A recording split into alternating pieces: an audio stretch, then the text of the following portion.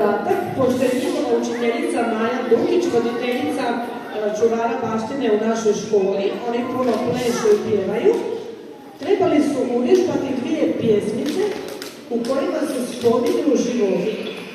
Odabrali su dvije. Prva je folklorna igra Strina Rodo, gdje je glavni lik Roda, a nakon toga će nam otpjevati pjesmu Bumbari i pčele. Evo pjesma za drugi bend.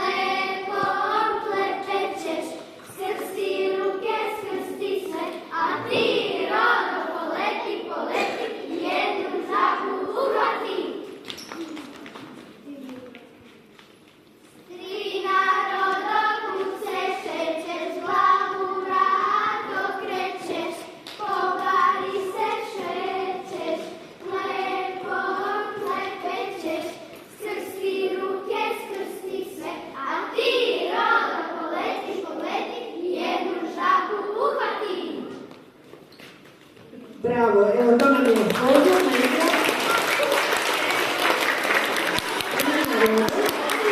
Igrali se neko od nas, možda od igrice?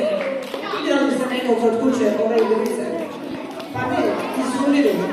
To su sve igre i zato ih kako mi u školi i njegujemo. A sada nešto suvremenije, pjesma Bumbari i pčele. Drugi bend, možete se malo povući prema meni, drugi bend. Dečki, malo još ovdje, jer nam smeta ovaj stol. Djevojčice, isto se privucite. Spremni smo? Može.